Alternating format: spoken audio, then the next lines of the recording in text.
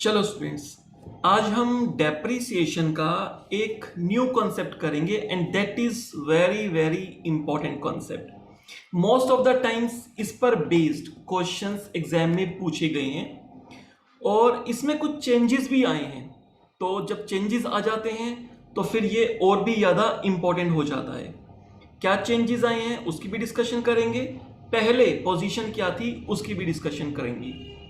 तो मेथड जो कॉन्सेप्ट है वो है change in method of depreciation. तो थोड़ा सा समझ लेते हैं। एक्चुअली पहले अभी तक जितने भी हमने क्वेश्चंस किए हैं उसमें क्या होता था कि हमने असेट्स परचेज की और असेट्स परचेज करते टाइम फर्स्ट ईयर में हमने जो डेप्रिसिएशन चार्ज किया सेम डेप्रिसिएशन कंटिन्यू होता था till the useful life of the assets.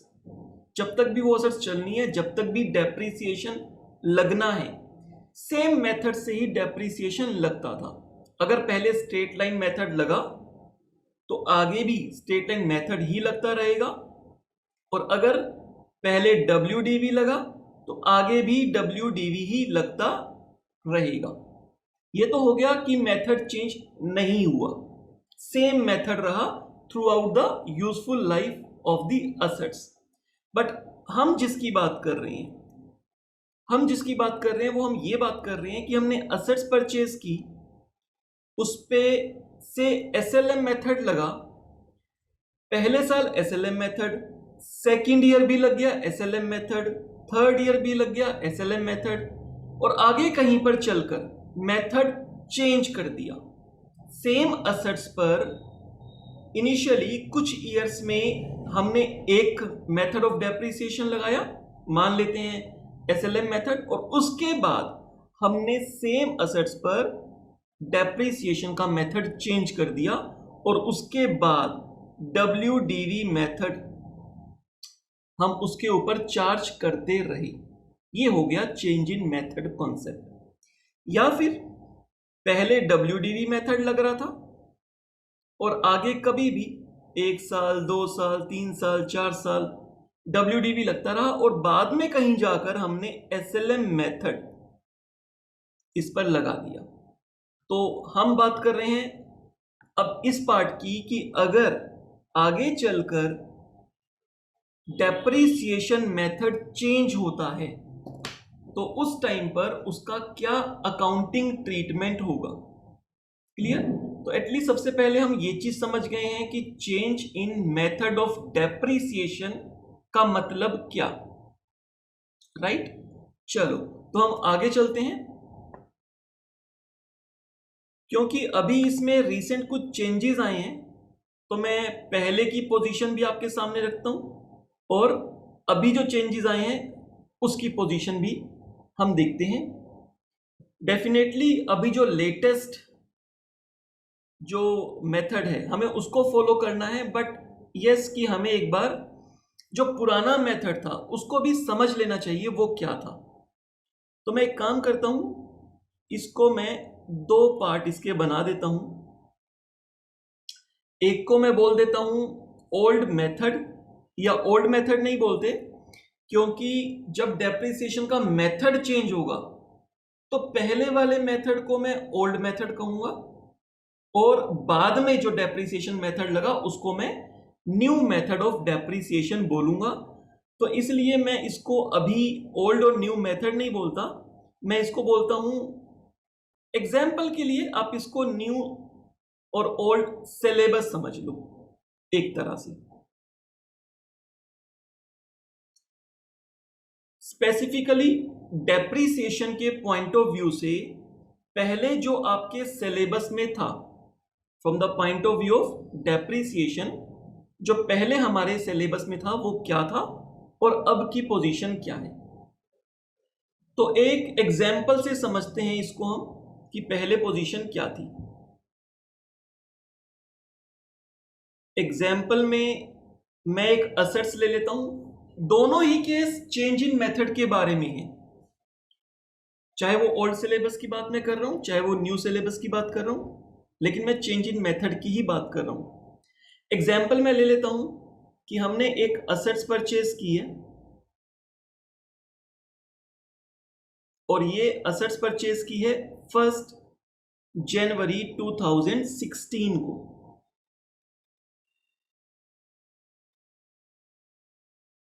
Assets की कॉस्ट है 1 लाख रुपीस।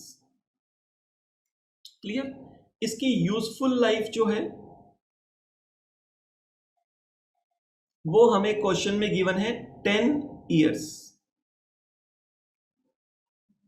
राइट। और अगर मैं बात करूं स्क्रैप वैल्यू की, तो मान लेते हैं स्क्रैप वैल्यू कुछ भी नहीं है, नील है। ये हमें क्वेश्चन में गिवन है। अब क्या होगा, और मेथड हमें बताया कि आप एसएलएम मेथड लगाओ। एसएलएम मेथड हमें यूजफुल लाइफ दी हुई है, स्क्रैप वैल्यू गिवन है, तो एवरी ईयर अगर मुझे डेप्रीसिएशन काउंट करना हो एसएलएम मेथड से, तो असेट्स की cost at the time of purchase of assets, अगर हमने कुछ खर्चे किए हैं लाइक इंस्टॉलेशन, लाइक उस टाइम पे हमने कोई ड्यूटी टैक्सेस पे किए, वो असेट्स में ऐड होते हैं, जो कि इस एग्जांपल में नहीं लिए। स्क्रैप वैल्यू माइनस होती है, जो कि इस क्वेश्चन में 0 ली है मैंने, नील, और उसको डिवाइड कर देते हैं useful life of the assets. तो ये हमारे पास आ जाता है 10,000 रुपीज पर एनम। 10,000 रुपए पर एनम का डेप्रीसिएशन एसएलएम मेथड से इस पर बनता है। और क्योंकि ये एसएलएम मेथड है, तो ईच एंड एवरी ईयर हमें सेम डेप्रीसिएशन कैरी होगा। 10,000 रुपीज पर एनम ही डेप्रीसिएशन आगे लगता रहेगा। तो एक काम करते हैं, एग्जाम्पल के लिए मैं थोड़ी सी इसकी वर्किंग बना लेता हूं। 1 जनवरी 16 को हम अपने पास असेट्स परचेज करने की एंट्री डाल लेंगे 1 लाख रुपीस। यहां पर मैं सिर्फ वर्किंग बनाता हूं, अकाउंट्स में बाद में देखेंगे कि इसको अकाउंट्स में कैसे रिकॉर्ड करना है। अभी हम समझते हैं। अब क्या होगा, जैसे ही मेरा ईयर कंप्लीट होगा, यहां पे कैलेंडर ईयर मेरा फाइनेंशियल ईयर है, ये मान लेते हैं 31 दिसंबर 16 को ईयर एंड हो जाता है, तो डेप्रीसिएशन माइनस हो जाएगा पहले साल का, और वो अमाउंट है 10,000। डेप्रीसिएशन माइनस करने के बाद जो वैल्यू आएगी, इसको कहते हैं WDV, return down value. Next year में ओपनिंग डेट को ये मेरी हो जाएगी ओपनिंग WDV। इसे क्लोजिंग WDV भी कह सकते हैं, पिछले साल की, राइट। अगर मुझे इसे क्लोजिंग WDV बोलना है तो मैं किस डेट को बोलूंगा, 31 दिसंबर 2016, पिछले साल के लास्ट डे को, जिस दिन मेरी फाइनेंशियल ईयर क्लोज हो रहा है, बुक्स क्लोज हो रही हैं, तो क्लोजिंग WDV, और वही नेक्स्ट डे ओपनिंग WDV। तो 90,000 रुपीज ओपनिंग WDV हो जाती है। अब क्या हुआ, उसके बाद नेक्स्ट ईयर एंड हो गया, 31 दिसंबर 2017 आ गया। अगेन मुझे डेप्रीसिएशन चार्ज करना है, क्योंकि बच्चे इस असेट्स पर स्ट्रेट लाइन मेथड था, तो नेक्स्ट ईयर भी 10,000 रुपीज डेप्रीसिएशन चार्ज होगा, और माइनस होके 80,000 रुपीज मेरी WDV आ जाएगी नेक्स्ट ईयर के लिए, ओपनिंग WDV 1 जनवरी 2018। क्लियर? 2 साल हो चुकी। अब क्या हुआ, अगले साल फिर से मान लेते हैं ईयर क्लोज हो गया, और फिर से डेप्रीसिएशन लगा।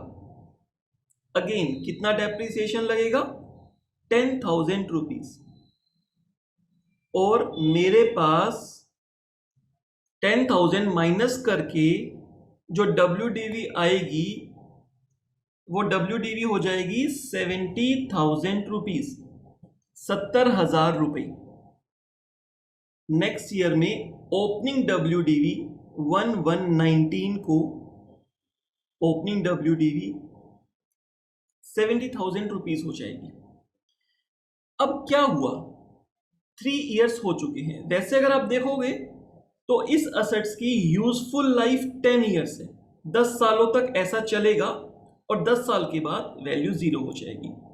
लेकिन due to any reasons management ने डिसाइड किया, there can be so many factors, कई चीजें हो सकती हैं। हो सकता है पहले डेप्रिसिएशन एक्चुअली में इसमें WDV लगना हो, डिमिनिशिंग बैलेंस मेथड लगना हो, बट गलती से SLM लगा दिया।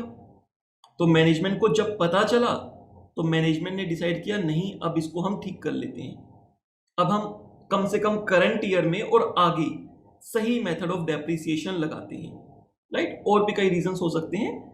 अब क्या हुआ, 3 साल के बाद मैनेजमेंट ने यहां पर डिसीजन लिया,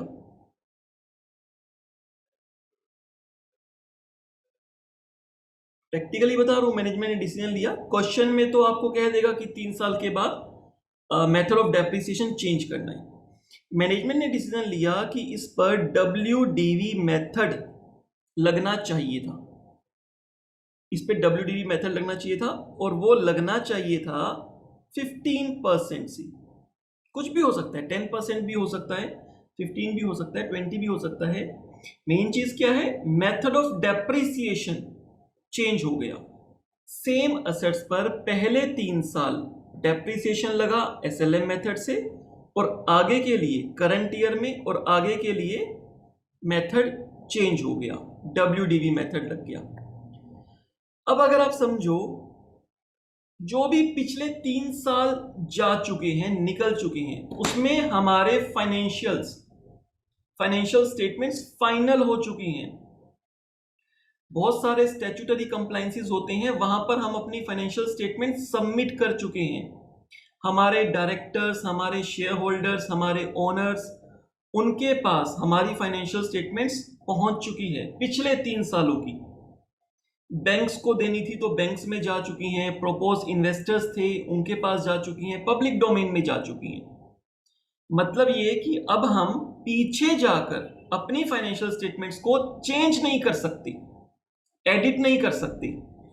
पिछले 3 इयर्स में जो हो गया उसमें हम चेंज नहीं कर सकते। यस, अगर कुछ पिछले 3 सालों का इम्पैक्ट मुझे दिखा कि कुछ चेंज करना है, तो वो मैं 4th ईयर में आके चेंज कर सकता हूं, मतलब करंट ईयर में आके चेंज कर सकता हूं। 4th का मतलब करंट ईयर। मेरे एग्जाम्पल में 4th ईयर में अभी मैं हूं। 4th ईयर में मैनेजमेंट ने डिसीजन लिया कि डेप्रिसिएशन का मेथड चेंज करो, तो अभी के मेरे अकाउंट्स फाइनल नहीं हुए हैं, तो अब मैं अपना मेथड चेंज कर सकता हूं। पहली चीज कि अभी और आगे के लिए मेथड चेंज हो जाएगा। अब यहां पर अभी हम ओल्ड सिलेबस की बात कर रहे हैं, तो यहां पर डिसीजन लिया गया, और मान लेते हैं ये डिसीजन लिया 1 जनवरी 2019। अब एक्चुअली ना यहां पर भी 2 केसेस बनते हैं। पुराने वाले सिलेबस में यहां पर 2 केसेस बनते थे। वो 2 केसेस क्या हैं उसकी बात करते हैं, और उन दोनों केसेस वो किस तरह से, क्या डिफरेंस है उनमें, वो भी हम डिस्कस करते हैं। जो 2 केसेस बनते हैं उसको हम कहते हैं कि ये जो मेथड हमें चेंज करना है, ये या तो प्रोस्पेक्टिवली चेंज होगा,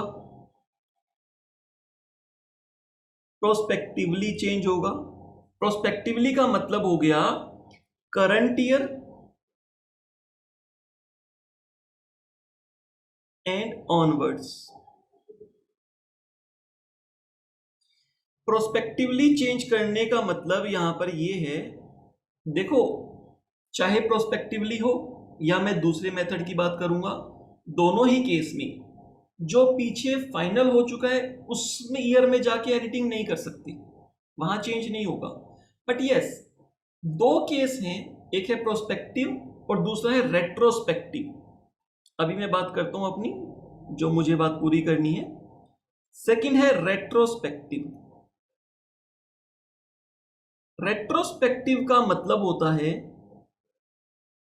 पिछली किसी डेट से चेंज करना।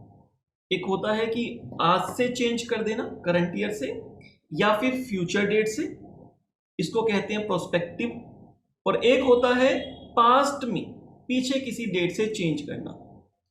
नॉर्मली लॉ में बहुत सारी अमेंडमेंट चेंजेस आते रहते हैं, और वहां पर ये प्रोस्पेक्टिव और रेट्रोस्पेक्टिव वर्ड बहुत ज्यादा चलता है कि ये जो चेंज आया, ये जो अमेंडमेंट आई लॉ में, वो कब से एप्लीकेबल है, क्या वो करंट ईयर और फ्यूचर में, करंट और फ्यूचर में एप्लीकेबल है तो प्रोस्पेक्टिव चेंज है। अगर वो किसी पास्ट की डेट से एप्लीकेबल है, पीछे की डेट से एप्लीकेबल है, तो हम कहते हैं ये रेट्रोस्पेक्टिवली चेंज हुआ है, राइट। तो प्रोस्पेक्टिव और रेट्रोस्पेक्टिव दोनों का मतलब आपको समझ आ गया होगा। प्रोस्पेक्टिव में करंट ईयर एंड ऑनवर्ड्स हम उसमें चेंज देखेंगे, बस जो पास्ट में हो चुका है उसको कुछ भी नहीं करेंगे। रेट्रोस्पेक्टिव में क्या होगा, रेट्रोस्पेक्टिव का मतलब होता है इसको पास्ट डेट से चेंज करना है, पास्ट डेट से। और जनरली जब भी यहां पर पास्ट डेट से चेंज करने की बात आएगी, वो बात आएगी फ्रॉम द वेरी बिगिनिंग, जब असेट्स परचेज की थी तभी से हमें मेथड चेंज करना है। अगर पहले हम एसएलएम मेथड लगाते आ रहे थे और अब 3 साल के बाद मैनेजमेंट ने डिसीजन लिया कि अब WDV मेथड लगेगा, तो ऐसा क्यों किया? रीजन निकल के आया कि पहले ना गलत मेथड लगा दिया था, एसएलएम मेथड गलत मेथड लगा दिया था, इस पर WDV लगना चाहिए था। अच्छा, तो बात आती है अगर WDV लगना चाहिए था तो आज से ही क्यों? WDV तो फ्रॉम द वेरी बिगिनिंग लगना चाहिए था, राइट। जब से हमने एसेट्स परचेज किया तभी से लगना चाहिए था। लेकिन पिछले सालों में जाके चेंज तो नहीं कर सकते हम, क्योंकि वो डेटा फाइनल हो चुका है। जो भी ऊपर आपको ये दिख रहा है, जो अभी मैंने वर्किंग की है, ये डेटा फाइनल हो चुका है। यहां पर मैं कुछ भी चेंज नहीं कर पाऊंगा। ये मेरा एक तरह से आप समझ लो ये डेटा फ्रीज है, यहां पर मैं कुछ भी चेंज नहीं कर पाऊंगा। तो फिर पास डेट में चेंज का मतलब क्या? तो पास डेट में चेंज का मतलब है कि पास डेट से चेंज को हम एक वर्किंग में ये देखेंगे कि अगर from the very beginning WDV लगता तो क्या होता, तो टोटल कितना डेप्रिसिएशन लगता, और अभी एसएलएम से कितना लग गया, हम उसकी एडजस्टमेंट कर देंगे। रेट्रोस्पेक्टिवली में हम एडजस्टमेंट कर देंगे करंट ईयर में। पिछले सालों में तो कुछ चेंज नहीं कर सकते, लेकिन रेट्रोस्पेक्टिवली में अगर पास डेट से लेकर अभी तक कुछ भी डिफरेंसेस आता है डेप्रिसिएशन में, कोई भी डिफरेंसेस, जैसे अगर आप ऊपर का एग्जांपल देखोगे तो आप देखना 3 साल में 10,000 10,000 10,000 30,000 टोटल डेप्रिसिएशन चार्ज हुआ है। टोटल डेप्रिसिएशन 30,000 रुपीज चार्ज हुआ है एसएलएम मेथड में पिछले 3 सालों में। अगर मैं एसएलएम लगाने की बजाय WDV लगाता तो भी क्या 30,000 ही डेप्रिसिएशन लगता? अगर 30,000 लगता फिर तो कोई प्रॉब्लम नहीं है, बट अगर 30,000 से कम लगता या ज्यादा लगता तो मुझे उसकी एडजस्टमेंट करनी होती करंट ईयर में। एडजस्टमेंट कहां पर करूंगा? करंट ईयर में करूंगा, क्योंकि पीछे के ईयर्स में मैं कोई चेंजेस नहीं कर सकता। तो रेट्रोस्पेक्टिव का मतलब ये होता है कि फ्रॉम द वेरी बिगिनिंग आप ये चेक करो कि अगर ये मेथड जो अब हम चेंज करने जा रहे हैं, अगर ये method from the very beginning apply करते तो क्या कुछ चेंजेस आते? अगर यस चेंजेस आते तो उन चेंजेस को करंट ईयर में एडजस्ट करना पड़ेगा। और प्रोस्पेक्टिवली में ऐसा कुछ भी नहीं करना पड़ेगा। पास्ट में जो हो गया सो हो गया, करंट ईयर में कोई एडजस्टमेंट करने की जरूरत भी नहीं है। बस करंट ईयर से आप न्यू मेथड को अप्लाई करना शुरू कर दो। यहां पर डेप्रिसिएशन के मेथड को मैं ओल्ड और न्यू मेथड बोल सकता हूं, राइट। पहले एसएलएम मेथड लग रहा था और अब WDV मेथड लग रहा है। तो पहले वाला ओल्ड मेथड, अब वाला न्यू मेथड। तो पहले मैं बात करता हूं रेट्रोस्पेक्टिवली की। तो जो ऊपर वाला केस मेरा चलता आ रहा है वहां तक का डेटा तो फ्रीज है, क्लियर, कुछ भी नहीं हो सकता। मतलब कि 1 जनवरी 19 को जो ओपनिंग WDV थी, प्रोस्पेक्टिवली अगर चेंज करने की बात होती है तो ओपनिंग WDV सेम रहेगी 70,000, कोई चेंज नहीं आएगा, राइट। SLM मेथड अप्लाई करके डेप्रिसिएशन लेस करके 1 जनवरी 19 को अगर WDV 70,000 थी, 70,000 थी, तो उसी 70,000 को ही हम बेस ओपनिंग WDV मानेंगे 1 जनवरी 19 को, और इसके ऊपर बस हम क्या करेंगे, अब डेप्रिसिएशन का मेथड चेंज कर देंगे। यहां पर आकर हम डेप्रिसिएशन का मेथड WDV मेथड चार्ज कर देंगे और 15% से हम WDV मेथड लगा देंगे। 70,000 का 15%, 10,500 रुपये।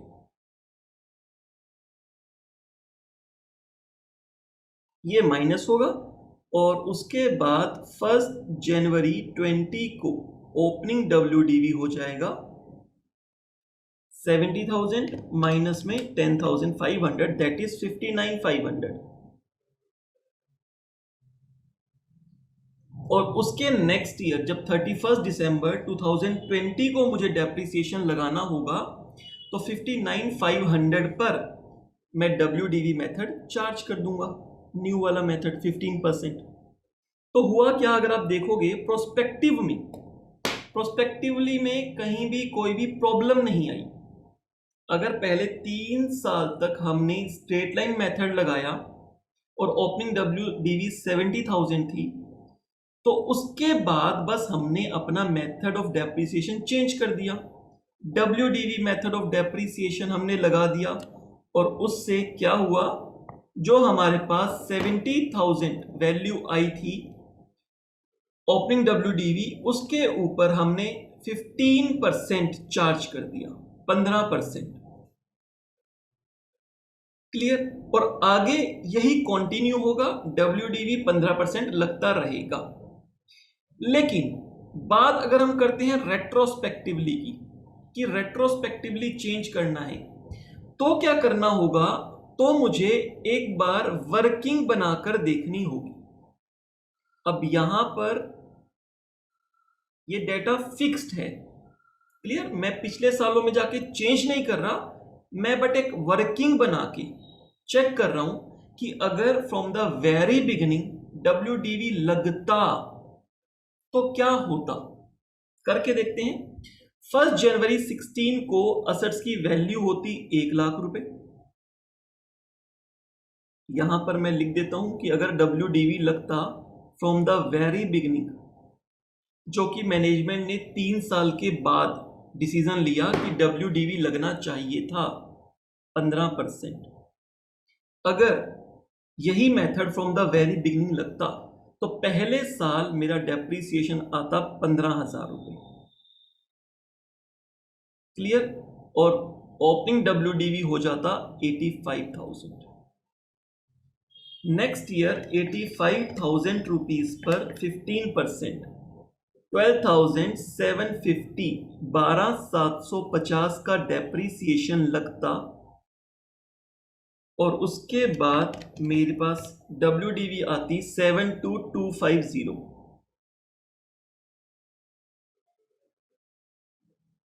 अब उसके बाद 72,250 पर 15% WDV से लगता 10,837, 10,837.5 आएगा, तो 838 कर लेते हैं।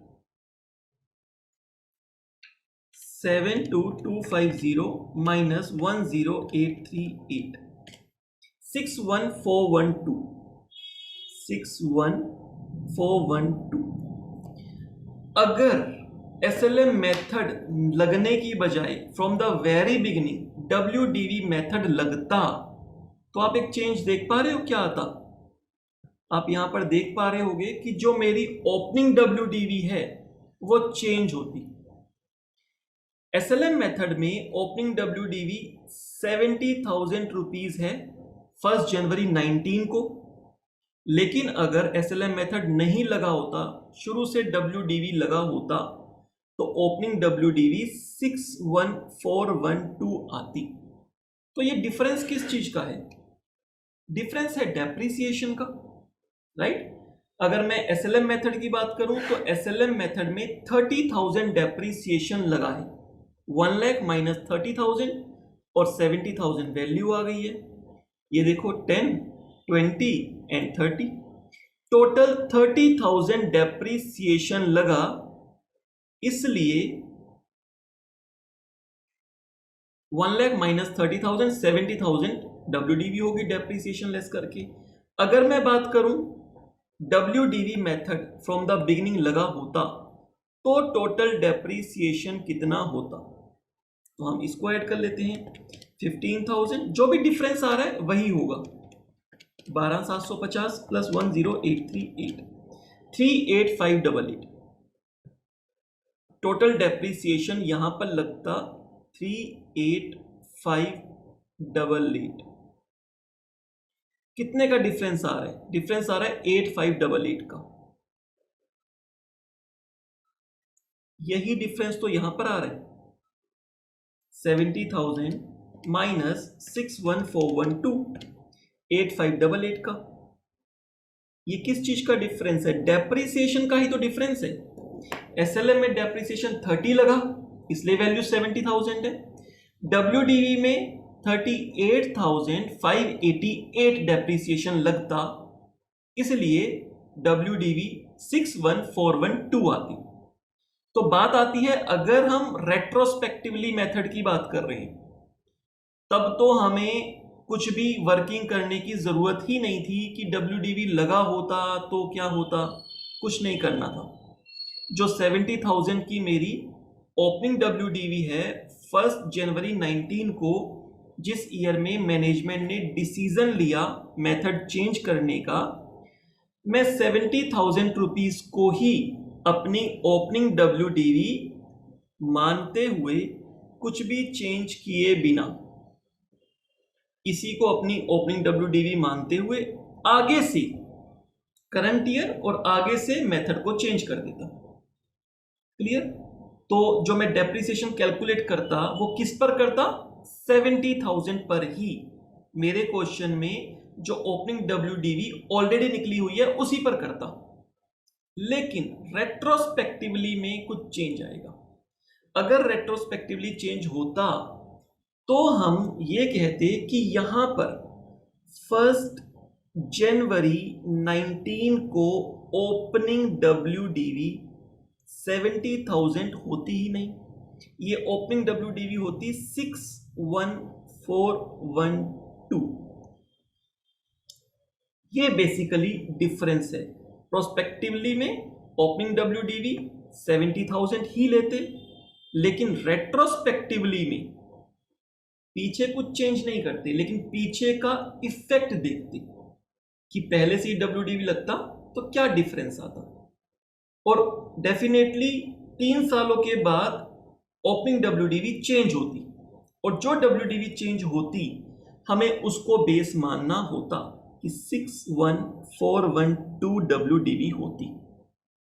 अब बात आती है कि सर हम तो अपने फाइनेंशियल स्टेटमेंट फाइनल कर चुके हैं, बुक्स फाइनल हो चुकी है, उसमें क्लोजिंग WDV 70,000 दिखा रहा है, तो अब हम 4th ईयर में ऐसे कैसे आर्बिट्रेरी, मतलब कुछ भी ओपनिंग WDV चेंज कर दी, ओपनिंग बैलेंसेस बिगड़ जाएंगे, है ना, गड़बड़ हो जाएगी।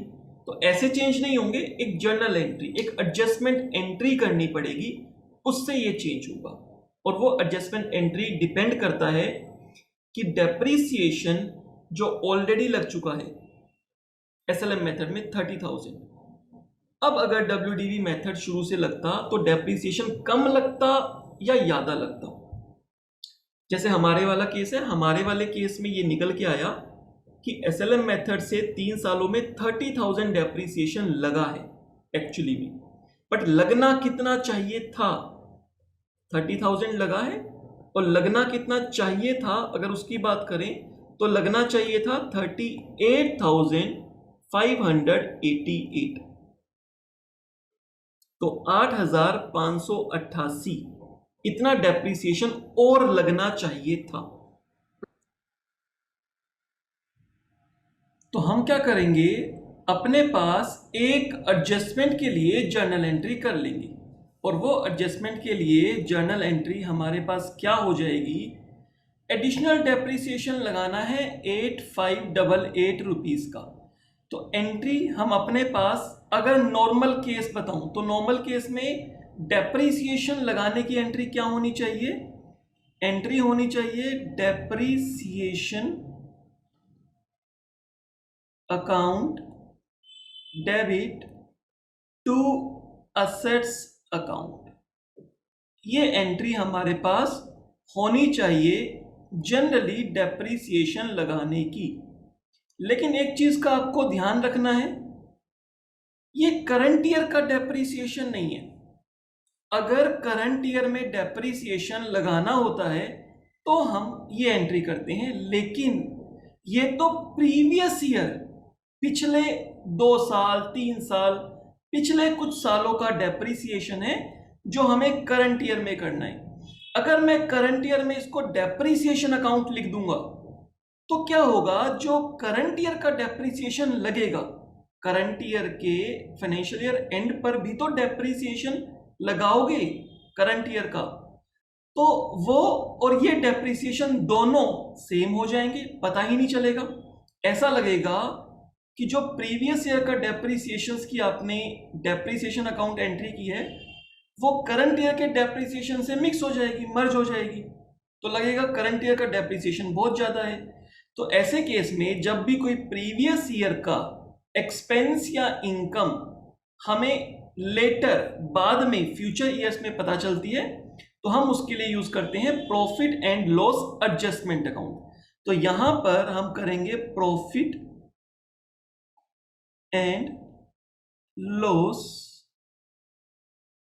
एडजस्टमेंट अकाउंट डेबिट, डेप्रिसिएशन की जगह profit and loss adjustment account करना होगा। इससे क्या हुआ, इससे आप देखोगे जो मेरी असेट्स है, असेट्स मेरी रिड्यूस हो गई है, असेट्स क्रेडिट हो गया ना, तो असेट्स रिड्यूस हो गई। असेट्स रिड्यूस होने से मेरी जो ओपनिंग डब्ल्यूडीवी है वो रिड्यूस हो गई। क्लियर, कितने अमाउंट से, 8,588।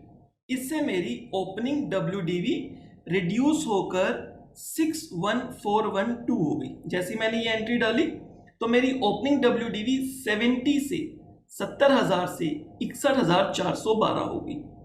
तो ऐसे ही आर्बिट्रेरी हमने कुछ भी अकाउंट में नहीं डाला, प्रॉपर जर्नल एंट्री डाली जिसकी वजह से ये ओपनिंग डब्ल्यूडीवी चेंज हुआ। अच्छा, अगर इसका रिवर्स होता, मान लेते हैं कि पहले यानी पिछले सालों में डेप्रिसिएशन ज्यादा लग गया होता, 38,588 इतना डेप्रिसिएशन पिछले सालों में लग गया होता। मान लेते हैं कि डब्ल्यूडीवी 15% से चलता आ रहा था फ्रॉम द बिगिनिंग, बट बाद में आकर 1 जनवरी 2019 को मैनेजमेंट ने डिसीजन लिया और कहा एसएलएम मेथड लगाएंगे 10% से, मतलब इसका रिवर्स कर दिया मेथड मैंने। तो क्या होता, तो पहले जो हमारा ओल्ड मेथड ऑफ डेप्रिसिएशन चल रहा है उसके अकॉर्डिंग 38,588 डेप्रिसिएशन लग जाता। लगना कितना चाहिए था, लगना चाहिए था 30,000, कम लगना चाहिए था, लग गया ज्यादा।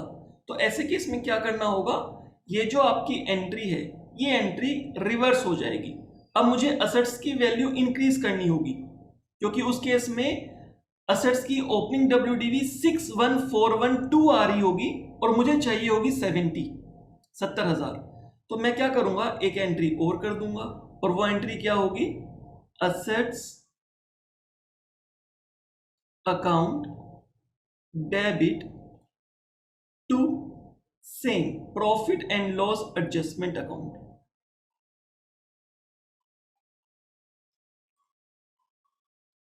अब मैंने क्या किया, असेट्स की वैल्यू बढ़ा दी, कितने अमाउंट से, 8,588, 8,588। दोनों का मकसद अलग है। जो मैंने पहले एंट्री की है, अगर मैं इसकी बात करूं, जो मैंने पहले एंट्री की है, इसका जो मकसद है वो एडिशनल डेप्रीसिएशन चार्ज करने का है, एडिशनल डेप्रीसिएशन। और जो बाद में एंट्री की है उसमें ऑलरेडी डेप्रीसिएशन ज़्यादा लग गया है, मैं डेप्रीसिएशन को रिवर्स कर रहा हूँ एक तरह से, मतलब पिछले साल में डेप्रीसिएशन ज़्यादा लग गए तो उससे प्रॉफिट पर क्या इंपैक्ट आया होगा, प्रॉफिट्स कम हो गए होंगे, राइट। अब मैंने profit and loss adjustment account credit कर दिया, मतलब उतने अमाउंट से अपने प्रॉफिट्स बढ़ा लिए, लेकिन ये करंट ईयर के प्रॉफिट नहीं है तो सिंपल प्रॉफिट एंड लॉस नहीं लिख सकता, ये तो प्रीवियस ईयर के प्रॉफिट्स हैं, तो profit and loss adjustment account. इसके बारे में हम एक रेक्टिफिकेशन चैप्टर है, रेक्टिफिकेशन ऑफ एरर्स, उसमें हम डिटेल में समझेंगे जब प्रीवियस ईयर्स की कुछ गलतियां हो जाती हैं और हमें फ्यूचर ईयर में जाके पता चलता है और वहां पर हम अपने प्रॉफिट या लॉस को ठीक करते हैं, तो कैसे हमें ये एंट्री करनी होती है, profit and loss adjustment account use करना होता है। तो यहां पर हमने ये एंट्री कर ली। अब अगर मैं बात करूं तो आगे चल के मैं आपको इनका एक बार लेजर अकाउंट में, मशीन अकाउंट में भी इसका इंपैक्ट दिखा देता हूं। हम यहां पर मतलब मशीन अकाउंट में क्या इंपैक्ट आएगा इस ईयर में, पहले मैं फर्स्ट वाला केस ले लेता हूं, प्रोस्पेक्टिवली वाला। प्रोस्पेक्टिवली वाले में तो क्या होगा, अगर आप देखोगे यहां पर 1 जनवरी 2019 को ओपनिंग बैलेंस आ रहा होगा to balance brought down 70,000 rupees, 70,000 रुपए, क्लियर। और क्या करेंगे उसके बाद, जब ये ईयर खत्म हुआ 31/12/19 को, बाय डेप्रीसिएशन, ये मशीन अकाउंट मैं सिर्फ उस ईयर का बना रहा हूं जिस ईयर में ये चेंज हुआ। इससे पहले का जो मशीन अकाउंट होगा वहां तो normal SLM method, every year 10,000 का डेप्रीसिएशन लगता आ रहा होगा, और 1 जनवरी 2019 को 70,000 रुपीज WDV है। प्रोस्पेक्टिवली वाले मेथड में कुछ भी नहीं करना, सिंपली इस ईयर में आके, जिस ईयर में मैनेजमेंट ने डिसीजन लिया, आपको डेप्रीसिएशन का मेथड चेंज कर देना है। न्यू मेथड कौन सा है, WDV 15%, जिससे डेप्रीसिएशन बनता है 10,500 रुपए। तो 10,500 रुपए यहां पर डेप्रीसिएशन लिख देंगे और 31/12/19 को ही by balance carry down 59,500 rupees. मतलब कि सिंपल, जैसे हम नॉर्मली डेप्रीसिएशन लगाते हैं और क्लोजिंग बैलेंस निकाल देते हैं, वैसे ही डेप्रीसिएशन लगाना है और क्लोजिंग बैलेंस निकाल देना है। बस पहले ओल्ड मेथड यूज करके एसएलएम मेथड लगा रहे थे, अब मैंने WDV मेथड लगा लिया। ये तो हुई बात प्रोस्पेक्टिवली मेथड की। अगर मैं बात करूं रेट्रोस्पेक्टिवली मेथड की, तो रेट्रोस्पेक्टिवली मेथड में अगर हम देखेंगे तो मैंने डेप्रीसिएशन के लिए एक एडजस्टमेंट एंट्री की है। वो बहुत जरूरी था, क्यों? क्योंकि जब तक ओल्ड मेथड चल रहा था तब तक मेरी असेट्स की ओपनिंग WDV, मेरी असेट्स की ओपनिंग WDV 70,000 रुपीज थी। अब मेथड चेंज करने से मैंने अपनी ओपनिंग WDV को ही चेंज करना है, या तो कम करना होगा या ज्यादा करना होगा। अगर मुझे अपनी ओपनिंग WDV को कम करना है तो अपोजिट साइड पे लिखूंगा डिफरेंस को, और अगर मुझे ओपनिंग WDV को बढ़ाना है तो मैं डेबिट साइड पे डालूंगा। क्या डालूंगा, profit and loss adjustment account. मतलब इसकी मैं बात करूं तो जो ये वाली एंट्री है, ये जर्नल एंट्री, इसका ट्रीटमेंट, क्योंकि हमारे वाले केस में तो एडिशनल डेप्रीसिएशन लगना है, पहले 30,000 लगा हुआ है, अब 38,588 का डेप्रीसिएशन लगना है, 8,588 एडिशनल डेप्रीसिएशन लगना है, जिसकी एंट्री मेरे पास ये है, एडिशनल डेप्रीसिएशन लगने की। एडिशनल डेप्रीसिएशन लगने से असेट्स की वैल्यू रिड्यूस हो जाएगी, तभी असेट्स क्रेडिट में है। तो इस एंट्री को मैं यहां पर पोस्ट कर दूंगा असेट्स अकाउंट में। क्या आ जाएगा, सेम डेट को 1 जनवरी 19, ओपनिंग WDV ही मैं चेंज कर रहा हूं, by profit and loss adjustment account, और अमाउंट कितना है 8588। क्लियर। और क्या कर देंगे यहां पर बाय बैलेंस नहीं, पहले 31 मार्च को डेप्रिसिएशन तो लगाना है। अब इससे क्या हुआ, ये एडजस्टमेंट एंट्री करने से मेरी ओपनिंग डब्ल्यूडीवी ठीक हो गई। मुझे ओपनिंग डब्ल्यूडीवी चाहिए थी 61412 और 61412 मेरी ओपनिंग डब्ल्यूडीवी हो गई इस एडजस्टमेंट एंट्री को करने के बाद। अब क्या करेंगे, 31/12 डेट आएगी, 31/12/19। अब आपको डेप्रिसिएशन लगाना है। अब क्योंकि ये करंट ईयर का डेप्रिसिएशन है, इसके लिए हम लिखेंगे बाय डेप्रिसिएशन अकाउंट, और किस वैल्यू पर 61412। अब मैंने अपनी ओपनिंग डब्ल्यूडीवी ठीक कर ली, तो 61412 इसका 15% डब्ल्यूडीवी मेथड, 61412 15%, 9211.8 आएगा, मैं 9212 लिख रहा हूं, 9212। क्लियर। अब बाय बैलेंस कैरी डाउन,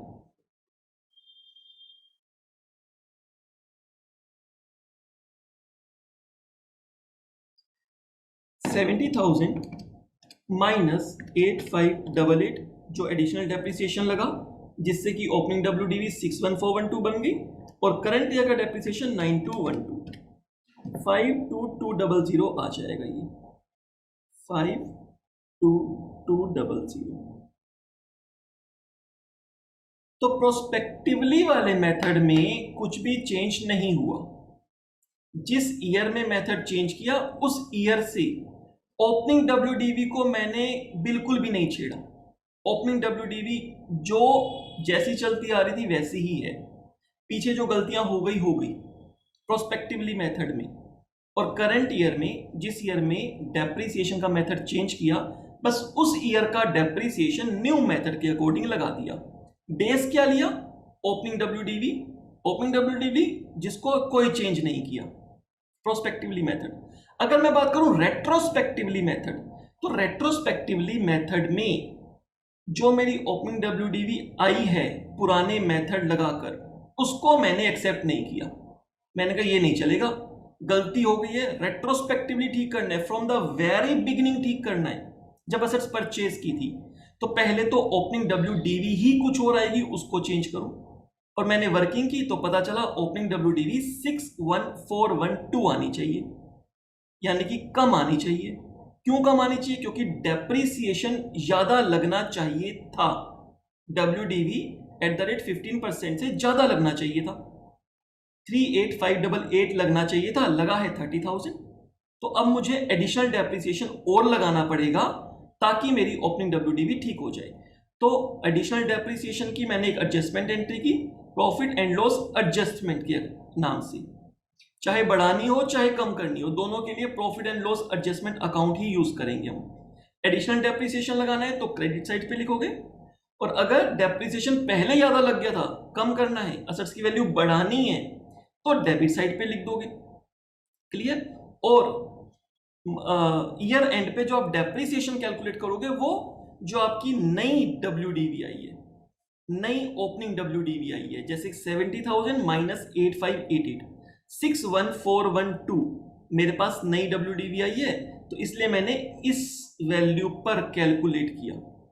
अगर ये बढ़कर आती, मतलब कि अगर 70 की जगह मान लेते हैं कि 80 होता, 80,000 रुपए होता, तो 10,000 रुपए मैं पहले तो डेबिट में लिखता to profit and loss adjustment account, assets की वैल्यू बढ़ाता, 70 + 10 80 करता, और फिर 80 पर डेप्रिसिएशन चार्ज करता। मतलब कि मुझे अपनी ओपनिंग डब्ल्यूडीवी को रिवाइज करना पड़ता, करेक्ट करना पड़ता, सही करना पड़ता, फिर मैं आगे चलता।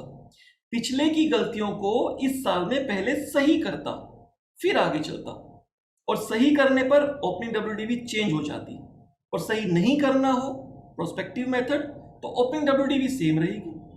ठीक है, तो यहां पे इस कॉन्सेप्ट को हम क्लियर करते हैं। नेक्स्ट क्लास में हम प्रोस्पेक्टिव पर एक क्वेश्चन देखेंगे, फिर रेट्रोस्पेक्टिव पर एक और क्वेश्चन देखेंगे, एंड देन फिर हम बात करेंगे कि अब जो चेंज इन मेथड जो हमारा है डेप्रिसिएशन का, इसमें स्टडी मटेरियल में जो चेंजेस आ गए हैं, अकाउंटिंग स्टैंडर्ड 10 में चेंज होने से जो चेंजेस आ गए हैं, जो अब एप्लीकेबल हैं सीए स्टूडेंट्स के एग्जाम के लिए, तो अब उसमें हमें ट्रीटमेंट कैसे करना है।